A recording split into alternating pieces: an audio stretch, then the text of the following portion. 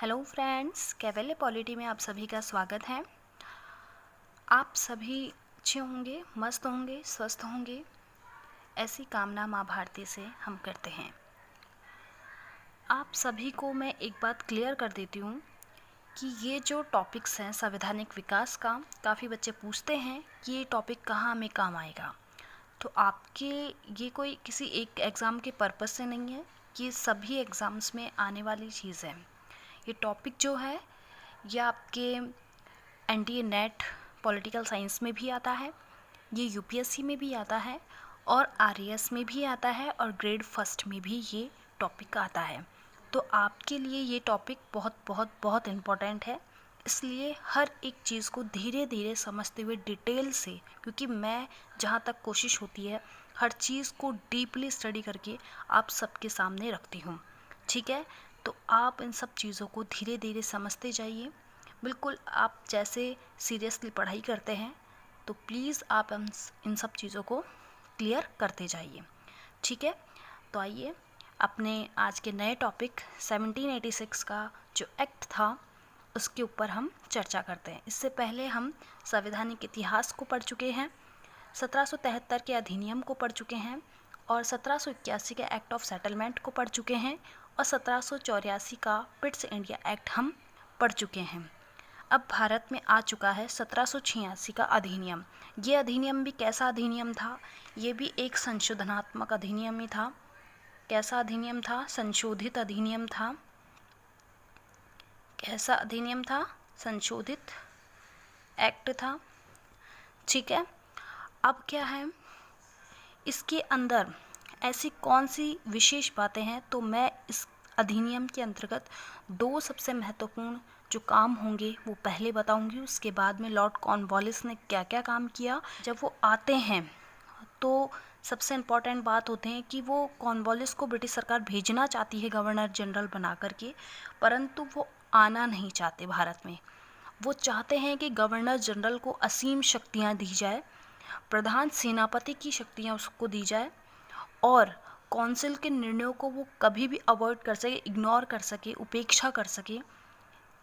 कुछ ऐसे अधिकारों के साथ वो भारत में जाना चाहते थे, परंतु ब्रिटिश सरकार भी कॉर्नवालिस को भेजना चाहती थी, इसलिए उनको उनकी बातें माननी पड़ी। इसलिए 1786 के अधिनियम में दो मुख्य प्रावधान किए गए और वो दो मुख्य प्रावधान कौन से थे? एक तो गवर्नर जनरल को विशेष परिस्थिति में, हमेशा नहीं, क्योंकि परिषद के साथ में मिलकर के हम कोई निर्णय देते हैं तो वो बहुत अच्छा निर्णय माना जाता है, ऐसे कहा जाता है। परंतु अब क्या है, क्योंकि आपको पता है जब हम परिषद की बात नहीं मानते हैं, जैसे आज की मंत्री परिषद ही ले लीजिए, अगर मंत्री परिषद की बात हम नहीं मानेंगे तो क्या होगा? हमारा पीएम क्या बन जाएगा? हमारा सीएम या पीएम दोनों ही क्या बन जाएंगे? तानाशाही बन जाएंगे। इसलिए कहा जाता है कि गवर्नर जनरल को अगर विशेष परिस्थितियों में काउंसिल के निर्णय को निरस्त करने का अधिकार दिया जाता है तो इसमें गवर्नर जनरल को असीम शक्ति मिल जाएगी और वो किसी भी निर्णय को रद्द कर सकता है और स्वयं अपनी तानाशाही दिखा सकता है। जैसे कि हमारे 1975 में जो आपातकाल लगा था आंतरिक अशांति के आधार पर, जो हमारी इंदिरा गांधी ने किया था, मंत्रिपरिषद की सलाह के बगैर ही आपातकाल की घोषणा कर दी। इस तरीके का जो शक्तियों का दुरुपयोग किया गया वो किसके द्वारा किया गया था? हमारी श्रीमती इंदिरा गांधी के द्वारा किया गया था। तो कुछ वैसी ही छाप हमें कहाँ हमारे संवैधानिक विकास में देखने को मिलती है, 1786 के अधिनियम में देखने को मिलती है कि ऐसा पहले हो भी चुका है कि गवर्नर जनरल ऐसे विशेष परिस्थितियों में काउंसिल के निर्णय को निरस्त कर सकता है। ठीक है ना। अब क्या है, जीजी को एक और अधिकार देना था, प्रधान सेनापति की शक्तियों को किस में निहित करना? गवर्नर जनरल में निहित करना। या फिर आप ये कहिए गवर्नर जनरल एक पद पर तो वो था ही, और पदेन उसका जो कार्य होगा वो उस प्रधान सेनापति का कार्य भी होगा। ठीक है ना। अब ये दोनों ही अधिकार सर्वप्रथम किसको मिले? लॉर्ड कॉर्नवालिस को मिले, जो कि उस समय कहाँ का गवर्नर जनरल बनकर के आया था?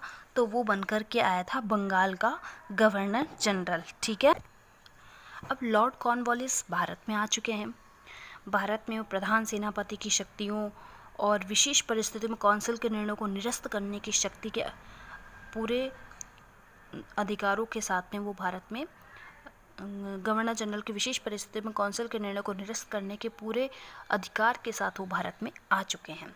ठीक है ना। अब गवर्नर जनरल ने भू राजस्व की समस्या पर, जो हमारा कॉर्नवालिस था, कॉर्नवालिस ने क्या किया, आपको पता है कॉर्नवालिस किस नाम से जाना जाते हैं सबसे ज़्यादा? भू राजस्व व्यवस्था में स्थायी बंदोबस्त के नाम से। जैसे स्थायी बंदोबस्त का आप नाम सुनते हो तो लॉर्ड कॉर्नवालिस का नाम आपके जुबान पे अपने आप आ जाता है। ठीक है ना।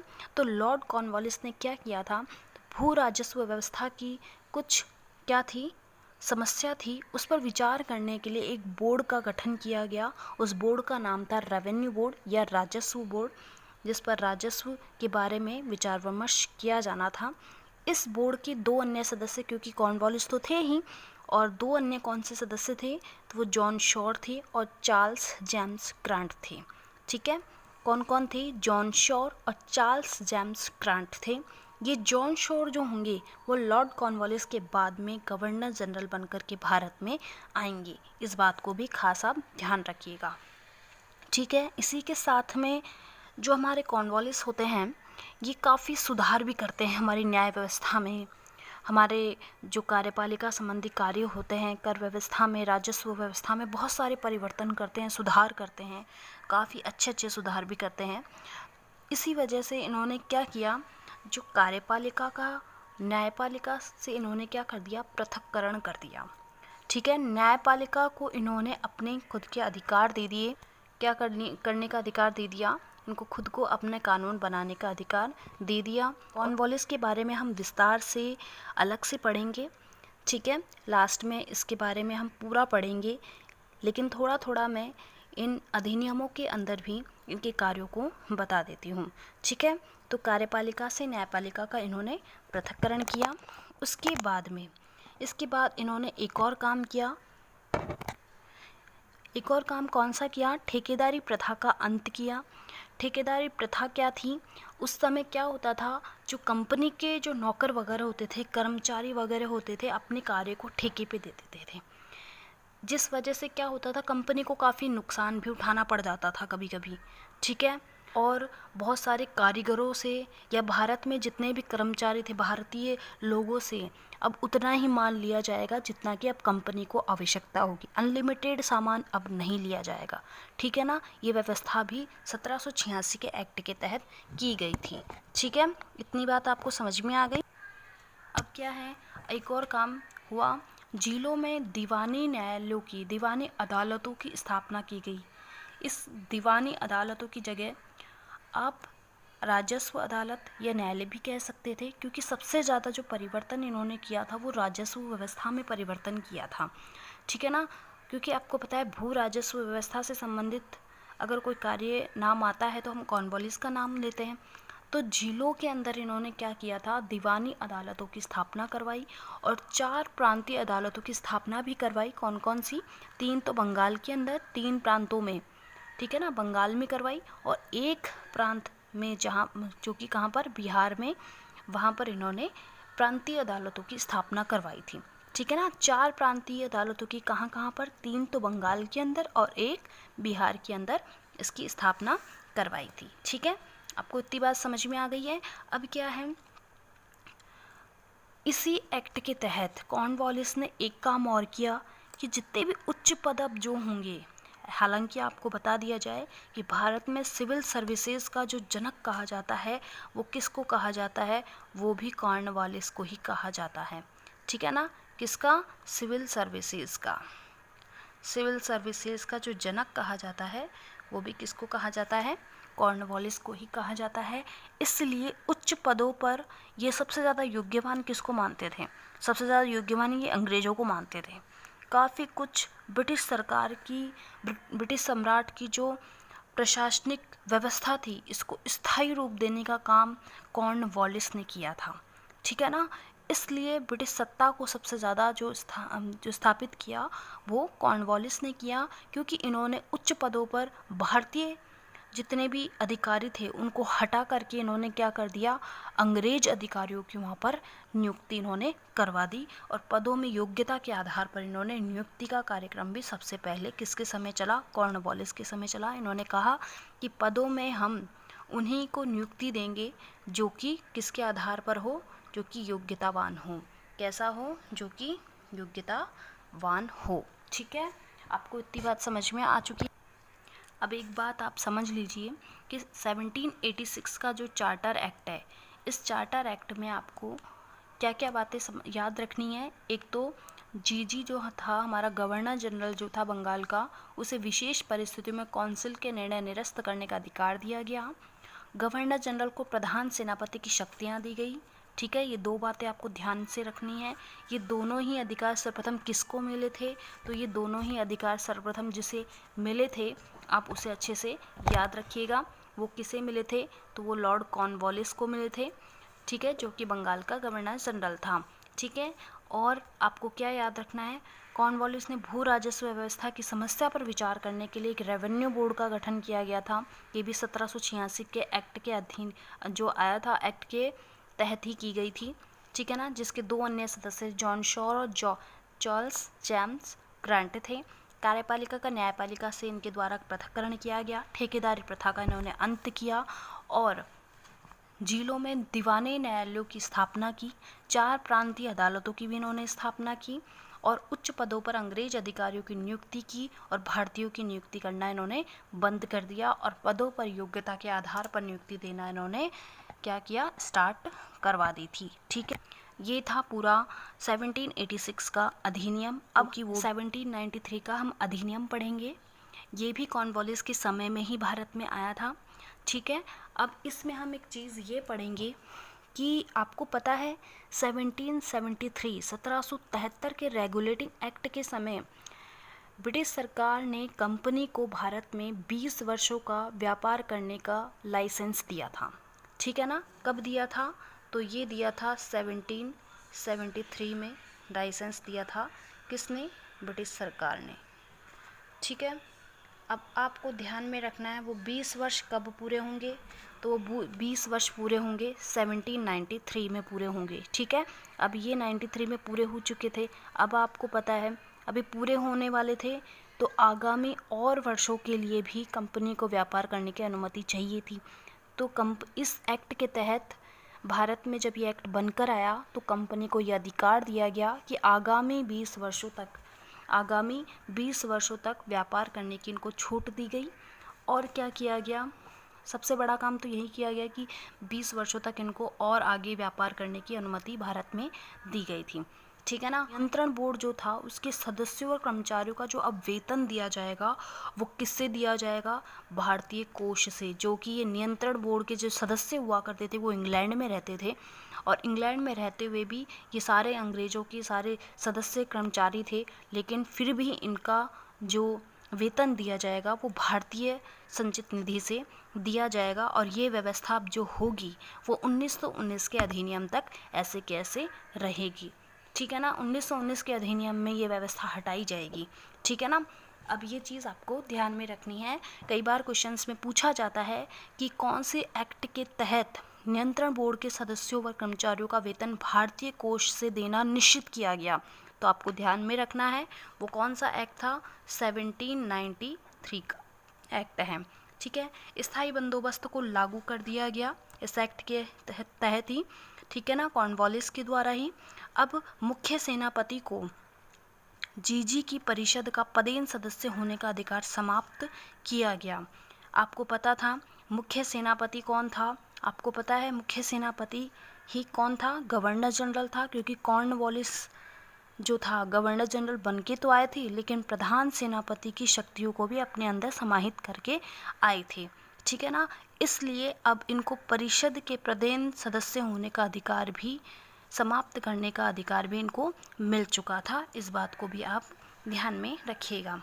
ठीक है, अब क्या है, यदि गवर्नर जनरल कभी बंगाल से बाहर जाता है तो क्या कर सकता है, वो काउंसिल के असैनिक सदस्य में से ये क्या करता है, एक को उप प्रधान नियुक्त करके वो बंगाल से बाहर जा सकता है। क्योंकि उसकी गैर मौजूदगी में कोई एक उसके कार्य को अच्छे से संभाल सके, इस लायक वो किसी भी सदस्य को क्या कर सकता है, उप प्रधान नियुक्त कर सकता है। ठीक है। अब क्या है, इस एक्ट के तहत एक और बहुत बड़ा प्रावधान किया गया, वो ये कि ब्रिटिश भारतीय जितने भी क्षेत्र थे, ब्रिटिश भारतीय क्षेत्र कौन से, असम, उड़ीसा, मद्रास, बंगाल, बिहार, उड़ीसा वगैरह, ये सारे के सारे क्षेत्र ब्रिटिश भारतीय क्षेत्र कहलाते थे। इसके अंदर जो भी इनका जो प्रशासन चलेगा, इन क्षेत्रों का जो प्रशासन चलेगा, वो किसके अकॉर्डिंग चलेगा, भारत जो ब्रिटिश सरकार थी उनकी लिखित विधियों के अकॉर्डिंग इनका प्रशासन अब चलेगा। लिखित विधियाँ कौन कौन सी, जैसे हमारे अधिनियम वगैरह आ गए थे, ये नियम विनियम जो बनकर के आते थे, ये अधिनियम इसीलिए बनकर के आते थे ताकि हमारे यहाँ पर शासन को अच्छे से अच्छे चलाया जा सके। ठीक है ना। तो इन लिखित विधियों के आधार पर ही ब्रिटिश भारतीय क्षेत्रों का अब क्या किया जाएगा, प्रशासन चलाया जाएगा। अब जितने भी कानून बनकर के वहाँ से आते थे, इन कानूनों और विनियमों के जितने भी व्याख्या का अधिकार था, अगर हमारे आज भी ऐसा होता है, न्यायपालिका को ये अधिकार दिया गया है कि हमारे संविधान में अगर कोई ऐसी विधि है जिसकी व्याख्या कौन नहीं कर सकता है, संसद में नहीं की जा पा रही हो, अगर संविधान के किसी भी आर्टिकल पे अगर संसद प्रश्न चिन्ह लगा देती है और कानून का व्याख्या करने का जो अधिकार दिया गया है आज भी हमारी न्यायपालिका को दिया गया है। ठीक है ना। तो जितने भी कानून विनियम हैं उस समय 1793 के एक्ट के तहत किसको ये अधिकार दिया गया, तो ये अधिकार दिया गया हमारी न्यायपालिका को दिया गया था। ये न्यायपालिका को ये अधिकार दिए गए हैं। ठीक है ना। यही छाप आज के हमारे संविधान में आप देखते हो कि न्यायपालिका को हमारे जितने भी कानून विधियां बनी हुई हैं उन सभी की व्याख्या का अधिकार हमने सुप्रीम कोर्ट को दे रखा है। ठीक है ना। अब ये सारा आपको समझ में आ चुका है 1793 के एक्ट को। इसमें इतनी ही बातें हैं क्योंकि मेन पॉइंट्स आपको एग्ज़ाम के पॉइंट ऑफ व्यू से ध्यान में रखनी है। ठीक है ना। क्या क्या याद रखना है, 1793 के अधिनियम के तहत आपको एक चीज़ ये याद रखनी है कि कंपनी को 20 वर्षों तक व्यापार करने का क्या दिया गया, अधिकार दिया गया। नियंत्रण बोर्ड के सदस्यों कर्मचारियों का वेतन भी कहाँ से दिया जाना निश्चित किया गया, भारतीय कोष से। ठीक है। स्थायी बंदोबस्त को लागू कर दिया गया। मुख्य सेनापति को गवर्नर जनरल की परिषद का पदेन सदस्य होने का अधिकार से भी उसे ये अधिकार मिल चुका था कि वो कभी भी पदेन सदस्य न भी रहे और रह भी सकता है। तो ये अधिकार समाप्त भी किया गया कि पदेन सदस्य वो अब नहीं रहेगा। ठीक है। अब और क्या किया गया, यदि गवर्नर जनरल बंगाल से बाहर जाता है तो किसी एक सदस्य को वो क्या कर सकता है, उप प्रधान नियुक्त कर सकता है। ब्रिटिश भारतीय क्षेत्रों का प्रशासन अब लिखित विधियों से चलेगा। ठीक है ना, जो कि ब्रिटिश सरकार बनाती थी। और कानूनों और विनियमों का व्याख्या का अधिकार किसे दिया गया, किसको दिया गया, न्यायपालिका को दिया गया। ठीक है। अब हम पढ़ेंगे कि ने लॉर्ड कॉर्नवालिस को हमें पढ़ना होगा। अगर हम लॉर्ड कॉर्नवालिस को नहीं पढ़ते हैं तो हमें 1786 और 1793 का अधिनियम जो है पूरी तरीके से समझ में नहीं आ सकता। ठीक है ना। इसलिए लॉर्ड कॉर्नवालिस के समय में जो जो कार्य हुए थे हम उनको एक बार देखेंगे। ठीक है। इसलिए लॉर्ड कॉर्नवालिस का समय आपको ध्यान में रखना है। एक तो 1786 में जब 1786 का अधिनियम आता है उस समय ये सेनापति की, प्रधान सेनापति की शक्तियों को और जो काउंसिल के निर्णयों को निरस्त करने का अधिकार अपने अंदर समाहित करके ये आए थे। ठीक है। और 1793 के एक्ट के समय भी ये भारत में रहते हैं। ठीक है ना। तो ये कार्यकाल इनका आपको ध्यान में रखना है। ठीक है। अब एक चीज़ और ध्यान में रखना है लॉर्ड कॉर्नवालिस के बारे में कि जो लॉर्ड कॉर्नवालिस थे ये एकमात्र ऐसे गवर्नर जनरल थे जिनकी समाधि क्या है, भारत की यूपी के गाजीपुर में अवस्थित है। गाजीपुर में इनकी मृत्यु हुई थी और गाजीपुर में ही इनकी समाधि अवस्थित है। इस चीज़ को भी आपको ध्यान में रखना है। हालांकि पूछा नहीं जाता है लेकिन फिर भी जीके के पर्पज़ से आपको ध्यान में रखना चाहिए। हिस्ट्री के बच्चों के लिए काफ़ी महत्वपूर्ण पॉइंट है। ठीक है। अब आपको क्या करना है, कॉर्नवालिस के कार्यों को हम 3 भागों में बांट सकते हैं। एक तो कौन सा, व्यापार संबंधी कार्य, एक न्याय संबंधी कार्य और एक शासन संबंधी कार्यों को। ठीक है ना। इन्होंने जो सुधार किए थे हम उन सुधारों की तरफ एक दृष्टि डालेंगे। ठीक है, तो व्यापार संबंधी कार्यों में इन्होंने 2 प्रकार के काम किए थे सबसे ज़्यादा। वो ये कि जो भी कारीगर भारत में थे, जितने भी सामान देने वाले जुलाहे कारीगर थे, अब उनसे हम ये जो कंपनी है, कंपनी उतना ही माल ये लोग दे सकेंगे कंपनी को जितना कि इन लोगों को अब ज़रूरत होगी। ज़रूरत से ज़्यादा ये सामान अब नहीं लेंगे। ठीक है ना। दूसरा क्या काम किया गया, जो कंपनी के नौकर थे, जो कि आपने 1786 के चार्टर एक्ट में पढ़ा था। ठीक है ना। कंपनी के नौकरों को माल के ठेके देने की प्रथा को भी अब क्या कर दिया गया, समाप्त कर दिया गया था। ये 2 काम व्यापारिक सुधारों में किए गए थे। ठीक है। अब हम क्या करेंगे, न्याय संबंधी सुधार, जो कि हम कॉर्नवालिस को इसी नाम से जानते हैं। इन्होंने कॉर्नवालिस कोड की भी स्थापना की थी, क्योंकि इन्होंने न्यायिक कानूनों के सुधार में बहुत सारे काम किए थे, उनका संग्रह किया था। एक कॉर्नवालिस ने न्याय संबंधी सुधारों में क्या क्या काम किया, निजामत जो अदालतें थी उस समय की, निजामत अदालतों को उन्होंने क्या किया, निजामत अदालतों को उन्होंने कहाँ से, मुर्शिदाबाद से हटाकर कोलकाता में अवस्थित करवा दी थी। ठीक है ना। ये काम भी उन्होंने बंगाल में करवा दिया। फिर जो 4 प्रांतीय अदालतें थीं, 4 प्रांतीय अदालतों में से 3 तो बंगाल में इन्होंने स्थापित करवाई थी और 1 बिहार में, जो कि हमने 1786 के चार्टर एक्ट में बता दिया था। ठीक है। जिलों में दीवानी अदालतों की स्थापना करवाई, राजस्व कलेक्ट करने की दृष्टिकोण से, राजस्व संबंधी जो भी समस्याएं होती थी, इन सबको छोटे से छोटे स्तर पर ही ये क्या करना चाहते थे, इन समस्याओं को छोटे से छोटे स्तर पर ही समाप्त करना चाहते थे। इसलिए इन्होंने झीलों के अंदर क्या करवा दिया था, दीवानी अदालतों की स्थापना करवा दी थी। अब याद रखना, कॉर्नवालिस ने ही सबसे पहले क्या करवाया था, जो जिला न्यायाधीश है, जिला न्यायाधीश और मुंसिफ मजिस्ट्रेट के पदों का सबसे पहले सृजन करवाया था। ये किसने करवाया था सबसे पहले सृजन, जिला न्यायाधीश जो आज का है, मुंसिफ मजिस्ट्रेट भी होते हैं, इन सभी के पदों की सृजन सबसे पहले करवाया लॉर्ड कॉर्नवालिस ने। और जितनी भी आज की चलती फिरती अदालतें आज भी होती है, लेकिन सबसे पहले इस कार्य को स्टार्ट करवाया था कॉर्नवालिस ने। ठीक है। तो ये 2 पॉइंट और याद रखना कि जिला न्यायाधीश, मुंसिफ मजिस्ट्रेट के पदों का सृजन सबसे पहले कॉर्नवालिस ने करवाया था, और चलती फिरती अदालतों का निर्माण भी सबसे पहले किसने करवाया, लॉर्ड कॉर्नवालिस ने ही करवाया था। ठीक। अब लॉर्ड कॉर्नवालिस ने क्या किया, जितने भी कानून था उनका संग्रह किया और एक कोड का निर्माण किया, जिस कोड को इन्होंने किस नाम से, क्या नाम दिया, कॉर्नवालिस कोड का नाम दिया। ठीक है। इस कॉर्नवालिस कोड के अंदर सारे के सारे कानून रखे हुए थे। एक न्यायिक सुधारों की एक पूरी संहिता थी। ये क्या थी, एक पूरी संहिता थी, किसकी, न्यायिक सुधारों की। ठीक है ना। इस बात को आपको ध्यान में रखना है। ठीक है।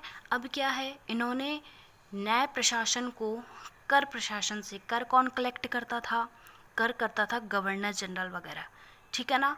ये टैक्स लेने का काम गवर्नर जनरल वगैरह करते थे, इसलिए कर को, राजस्व को न्यायपालिका से क्या कर दिया गया, अलग कर दिया गया। मतलब यहाँ पर कार्यपालिका का न्यायपालिका से पृथक्करण कर दिया गया। क्या कर दिया गया, कार्यपालिका का न्यायपालिका से पृथक्करण कर दिया गया। मतलब कि हमारे संविधान का जो अनुच्छेद 50 है वो यहाँ पर काम करता है। ठीक है ना। हमारे संविधान का अनुच्छेद 50 भी यही कहता है कि कार्यपालिका का न्यायपालिका से पृथक्करण, ताकि कार्य में निष्पक्षता आ सके, न्यायपालिका के किसी भी निर्णय में निष्पक्षता आ सके। यहाँ स्वतंत्र न्यायपालिका की स्थापना की गई है। ठीक है। इतनी बातें आपको समझ में आ चुकी। अब आपको तीसरा कार्य याद रखना है, वो है शासन संबंधी सुधार। कुछ इन्होंने किए थे। शासन संबंधी कार्य कौन कौन से किए थे, तो शासन संबंधी सुधार इन्होंने किए थे। पदों पर योग्यता के आधार पर व्यक्तियों की नियुक्ति का इन्होंने नियम बनाया। कॉर्नवालिस ने क्या किया था, सर्वप्रथम पदों पर योग्यता के आधार पर व्यक्तियों की नियुक्ति का नियम इन्होंने बनाया। इसी वजह से किसकी वजह से? योग्यता के आधार पर जो नियुक्ति करने का आधार था, इसी वजह से कॉर्नवालिस को सिविल सर्विसेज का जनक भी कहा जाता है, जो कि मैं पहले बता चुकी हूँ। ठीक है, और इन्होंने एक कार्य और करवाया कि जमींदारों के हाथ से पुलिस कार्य छीन लिया गया। क्या था? ये जमींदार जो थे किसानों पर अमानवीय अत्याचार भी करते रहते थे। काफ़ी कुछ कार्य थे ये ज़मींदार ही पूरे कर लेते थे, लेकिन कॉर्नवालिस ने क्या किया? इन ज़मींदारों से पुलिस कार्यों को छीन करके इन्होंने क्या क्या करवाया? जो 32 किलोमीटर की जो भी जिला था, जिले के प्रत्येक 32 किलोमीटर की दूरी पर एक थाना स्थापित करने का प्रावधान इन्होंने कर दिया था। ठीक है, 32 किलोमीटर की दूरी पर एक थाना स्थापित करने का प्रावधान इन्होंने कर दिया था। तो इस वजह से ही कॉर्नवालिस को पुलिस सेवा का भी जन्मदाता कहा जाता है। ठीक है ना, पुलिस सेवा का जन्मदाता भी यहाँ पे कौन हो गया? कॉर्नवालिस हो चुका था। ठीक है, अब क्या है? एक और काम हुआ यहाँ पर। क्या? भारतीयों को उच्च पदों पर नियुक्त करना बंद कर दिया और अंग्रेज अधिकारियों को उनके स्थान पर नियुक्ति देना प्रारंभ कर दिया। ये काम इन्होंने बहुत ही गलत काम किया, क्योंकि ये मानते थे कि अंग्रेज काफ़ी योग्यतावान होते हैं, भारतीय योग्य नहीं होते हैं, और जो भी उच्च पद मिले उनका लाभ भी अंग्रेजों को ही मिले, भारतीयों को ना मिले, ताकि उच्च पदों पर अगर अंग्रेज अधिकारी नियुक्त होंगे तो उनकी कंपनी से संबंधित या व्यापार से संबंधित या शासन प्रशासन से संबंधित कोई भी कार्य हो तो बड़े ही आसानी से वो कार्य पूरे हो सके। इसलिए इन्होंने क्या किया? उच्च पदों पर अंग्रेज अधिकारियों की नियुक्ति करना स्टार्ट कर दी। ठीक है ना।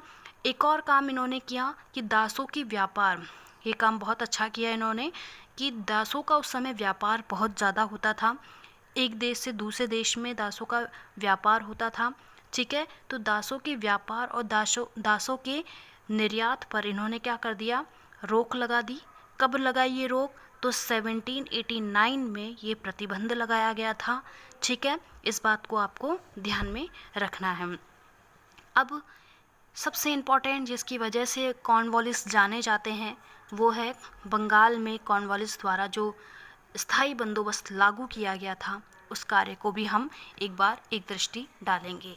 ठीक है, अब क्या है? कॉर्नवालिस ने भूमि बंदोबस्त में जमींदारों को लगान वसूलने का अधिकार दे दिया था। ठीक है ना, लगान वसूलने का अधिकार इससे पहले किसी को नहीं दिया गया था। इन्होंने सोचा कि भारत में अगर हमारे ब्रिटिश सरकार के अकॉर्डिंग कार्य हो रहे हैं तो क्या किया जाए? जमींदारों को बीच का माध्यम बनाया जाए, क्योंकि कंपनी को वैसे ही बहुत सारे कार्य होते थे, और अगर भारत में ही रहते हुए अगर ज़मींदारों को हम ये कार्य देंगे तो शायद किसान बहुत आसानी से इनको क्या कर सकते हैं? लगान दे सकते हैं। ठीक है ना। अगर ऐसा नहीं होता है कि ज़मींदार किसानों से लगान वसूलने में असमर्थ हो जाते हैं, या फिर जनरल ने एक प्रावधान कर दिया था कि ज़मींदार अगर ये समय पर लगान नहीं दे पाए तो ज़मींदारों को क्या किया जाएगा? ज़मींदारों को अपनी भूमि किसे देनी पड़ेगी? कंपनी को देनी पड़ेगी। ठीक है, तो ज़मींदारों को जो अपनी भूमि है वो किसे देनी पड़ेगी? कंपनी को देनी पड़ेगी। इसलिए ये कार्य ज़मींदारों को दिया गया। ज़मींदारों ने भी ये कार्य बड़े आसानी से स्टार्ट कर दिया था। जो छोटे छोटे ज़मींदार थे वो भी काफ़ी उभर चुके थे, काफ़ी पैसे वाले हो चुके थे। अब ये जो भूमि बंदोबस्त है इसको स्थायी बंदोबस्त कब किया गया? तो स्थायी कब किया गया था? 1790 में वार्षिक लगान की अवधि को अब 10 वर्षीय लगान व्यवस्था लागू कर दी गई थी। पहले वार्षिक देना पड़ता था लगान, लेकिन अब क्या किया गया? 1790 में 10 वर्ष का लगान देने की व्यवस्था लागू की गई थी। परंतु इसी व्यवस्था को 22 मार्च 1793 में स्थायी कर दिया गया था। इसी वजह से इस व्यवस्था को स्थायी बंदोबस्त, इस्तमरारी बंदोबस्त, जमींदारी व्यवस्था या जागीरदारी व्यवस्था या मालगुजारी व्यवस्था के नाम से भी जाना जाता है। ठीक है, अब जमींदार लगान का 11वां भाग अपने पास रखेंगे। बाकी का जो शेष बचा भाग था 89% कंपनी के खजाने में जमा होगा। इससे सरकार को भू राजस्व से होने वाली वार्षिक आय सुरक्षित हो गई थी। आशा है आपको आज का ये टॉपिक बहुत अच्छा लगा होगा। आप मेरे इस चैनल को प्लीज़ सब्सक्राइब करें, पास में वाले बेल के आइकन पर भी क्लिक करें, वीडियो को लाइक शेयर करें एवं कमेंट करके ज़रूर बताएं कि आपको ये टॉपिक कैसा लगा। ठीक है, धन्यवाद। जय हिंद, जय भारत।